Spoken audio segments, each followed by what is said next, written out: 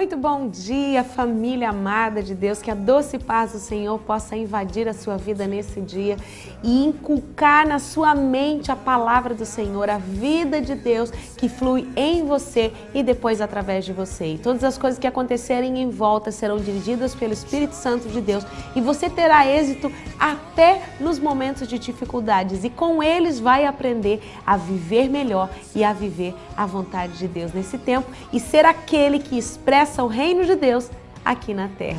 Eu convido você a estar com a gente nesse nosso segundo episódio do Palavra Rema, o segundo de um novo tema, de um tema muito especial, onde a gente vai mergulhar profundamente na palavra de Deus, entendendo que Deus ele faz coisas inimagináveis para cumprir o seu propósito. Por isso, meu querido, entenda que muitas coisas que você está passando, quem sabe, seja a mão de Deus resistindo, dizendo, espera um pouquinho que eu tenho algo melhor lá na frente para agir em você e através de você. Quero deixar para você os nossos canais de comunicação, o nosso e-mail, devocionalintimidade@tvmca.com.br. Também no facebook.com/programa Devocional Intimidade você encontra os nossos vídeos, release das palavras, fotos, tudo que está acontecendo e também a nossa página de frases, o Frases Devocional. Já no início desse programa eu quero deixar para você o endereço das igrejas do Evangelho Pleno, que o pastor Evaldo é, o diretor dessa igreja, que é aqui na Rua Tijuca 625, bem no centro da cidade de Itajaí e também na cidade de Blumenau, na Rua São Paulo 550. Então, você que é morador de Blumenau, de Itajaí ou nas regiões circunvizinhas, você pode conhecer a Igreja do Evangelho Pleno, o pastor Evaldo, o seminário Palavra Rema, a Escola de Profetas e tantas coisas tremendas que Deus tem realizado através deste ministério. Meu querido, Bíblia na mão, caderno de anotação, abra seu coração para o nosso Palavra Rema.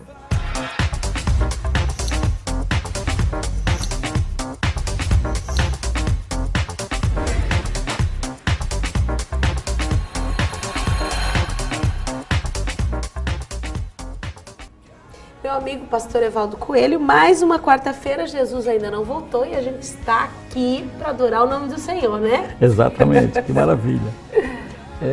Irmã Mônica, eu estou ansioso para colocar uma verdade bíblica a respeito da igreja de Éfeso.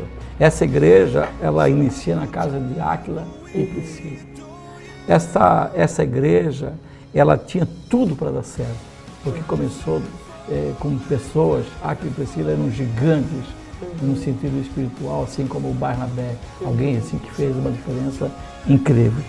Paulo pastoreou ela entre os anos 55 e 60 durante 3 anos. Paulo ganhou um moço para Jesus chamado Timóteo. Ele nasceu no ano 17, ele era 17 anos mais moço que Jesus, era um discípulo de Paulo. Ele foi consagrado aos 48 anos, no ano 65, logo depois que Paulo deixa a igreja de Éfeso, ele vai pastorear e pastoreia 15 anos a igreja de Éfeso. Depois fica ali o apóstolo São João, fica também Tíquico ali, e no ano 95, uma coisa que eu quero colocar com veemência, com força, João é preso pelas autoridades e vai para a ilha de Patmos. Eu pensei, Mônica, querido telespectador, que João foi logo no início, assim, perto dos anos 70, preso, e ficou aí talvez 10, 15 anos. A gente sempre sabe que as prisões são longas, mas ele foi preso depois de estar lá, pastoreando Éfeso, quando as coisas tinham esfriado, já tinha passado 25 anos da destruição de Jerusalém, parece que não tinha mais risco nenhum, e o inimigo se levantou de novo contra a igreja, e ele é preso na ilha de Patmos, e ele escreve uma carta ao anjo da igreja. A Bíblia diz que as estrelas são os anjos das 7 igrejas, as estrelas que estão na mão, e que o candelabro são as igrejas. O próprio texto, em Apocalipse capítulo 1, e versículo 20, diz isso. E de repente ele escreve para ele mesmo, que ele é o pastor da igreja, se ele não fosse no ano exercício, mas ele seria no ano seguinte. Ele disse, eu quero tirar um raio-x da tua igreja, eu quero mostrar a tua igreja para você. Como as coisas verdadeiramente estão. Então ele disse assim, escreve, Apocalipse capítulo 2, versículo 1, ao anjo da igreja que está em Éfeso, diz, aquele que tem na sua destra as 7 estrelas que andam no meio dos 7 castiçais de ouro. Ele disse, eu tenho as 7 estrelas na mão, eu estou com os pastores da Ásia na minha mão e eu ando no meio das igrejas. Imagine o pastor na mão do Senhor Jesus e ele andando no meio dos castiçais. Imagina, a presença do Senhor na igreja era muito forte, a unção, a graça era algo muito tremendo. Ele disse, eu sei as tuas obras, o teu trabalho, a tua paciência e que não podes sofrer os maus. A igreja tinha chegado num ápice espiritual, Mônica, querido telespectador, que ela já não podia mais suportar os maus. De tão grande o nível de entendimento, o nível de conhecimento e o nível de vida com Deus e de palavra, porque afinal de contas o colegiado era um colegiado de muito peso, de muita sabedoria, de muita graça, e o próprio Jesus andava no meio da igreja e o pastor estava na sua mão direita. Imagine o contexto, que coisa linda, e que colocasse à prova aqueles que se dizem apóstolos e não são. Se alguém fosse e pregasse uma palavra que não estava dentro da revelação, a própria igreja, mais do que os crentes de Bereia, contestava e dizia, não, isso não é verdade, nós temos revelação da palavra. E sofresse com paciência e trabalhasse pelo meu nome e não te cansasse. Tenho, porém, contra ti que perdesses o teu primeiro amor. Isso é tão veemente para os nossos dias, até para a gente, quem sabe o nosso amigo não pegou o episódio da semana passada. O tema que nós estamos estudando é a escola de Tirano.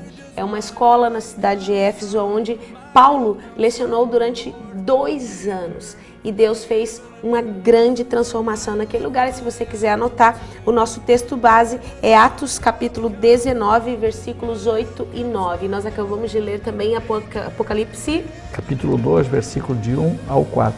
Capítulo 2, versículos de 1 a 4. Porque Deus, Ele começou a fazer algo para você e para você entender. Deus, Ele levou Paulo, Ele tirou Paulo de um lugar, Paulo foi resistido em um lugar e foi levado para outro.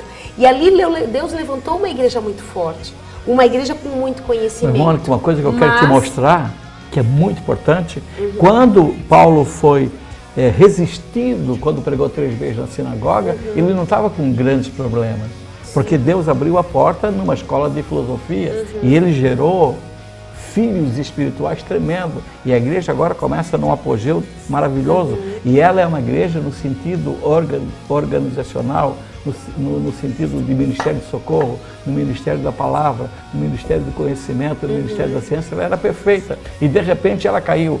O perigo de cair quando a gente cresceu. É verdade. Cair depois de grande, cair depois do conhecimento. E aí diz assim, lembra de onde caísse e te arrepende e pratica as primeiras obras. E eu fiz uma pergunta, Mônica, querido telespectador, que eu achei de suma importância. Eu falei assim, Senhor, eu não entendi que amor é esse.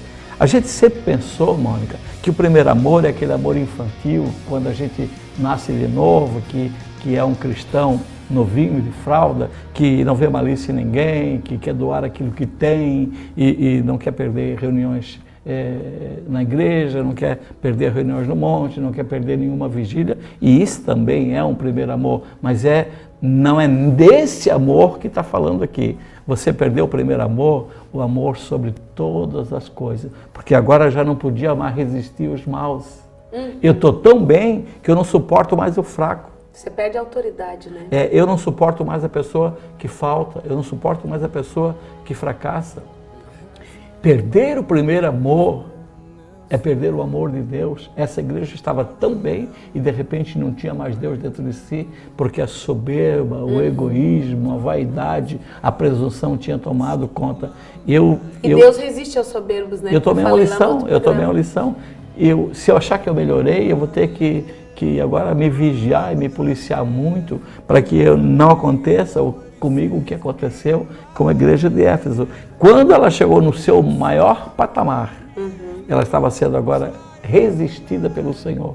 Ela não perdeu, a cidade não perdeu por causa da idolatria do templo da deusa Diana, não perdeu por causa de Demétrio, não perdeu porque era uma cidade com muita riqueza, não perdeu porque era uma metrópole importante, que tinha uma das maiores bibliotecas do mundo, não perdeu porque as ruas eram de ouro, não perdeu por causa da soberba, perdeu por causa da vaidade da igreja, que tinha um nível de conhecimento tão maravilhoso e de repente perdeu o seu primeiro amor. Você vê que forte isso, e a gente até comentou isso muito no outro programa, que o pastor falando aqui, eu comecei a viajar, na verdade.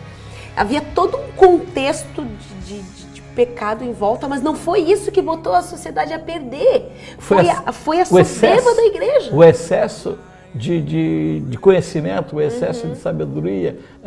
Se tornou uma autossuficiência, né? E aí eles acabaram sendo destruídos porque...